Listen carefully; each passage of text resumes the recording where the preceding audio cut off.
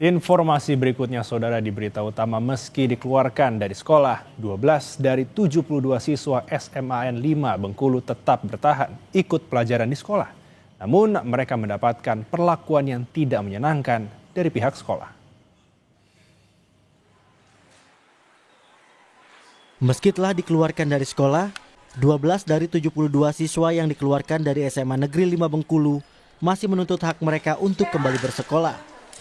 Namun perjuangan mereka tidaklah mudah. Mereka harus belajar mandiri dengan berpindah-pindah tempat, seperti di perpustakaan sekolah, kantin sekolah, hingga rumah kuasa hukum mereka. Di tengah upaya untuk tetap belajar, para siswa juga mendapat perlakuan tidak menyenangkan dari pihak sekolah, seperti diusir dari ruang kelas hingga perpustakaan.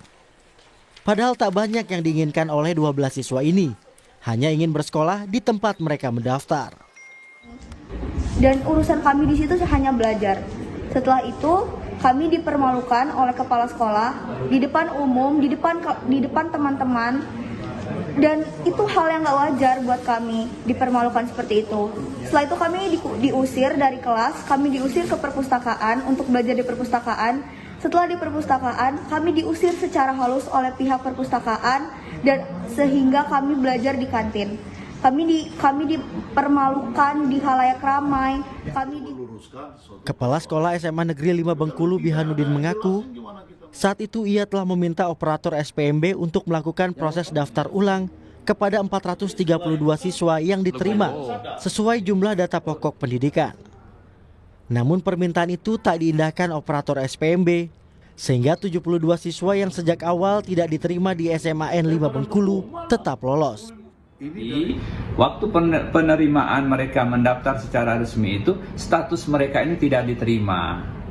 Nah, tidak diterima inilah mereka menemui operator ini bagaimana supaya bisa masuk ke SMA 5. Nah, mereka menemui ini baik secara langsung ataupun dengan perantara langsung di rumah operator, tidak di sekolah. Nah, kalau mereka mengatakan bahwasanya mereka itu diterima secara resmi di SMA 5, itu nonsen, bohong. Ombudsman menemukan adanya maladministrasi berupa penyimpangan prosedur penerimaan siswa yang dilakukan kepala sekolah dan juga panitia penerimaan siswa. Ombudsman langsung menyerahkan rekomendasi kepada Gubernur Bengkulu untuk memberikan sanksi kepada sekolah dan juga Dinas Pendidikan karena dianggap lalai dalam proses SPMB. Tim Liputan Kompas TV Bengkulu.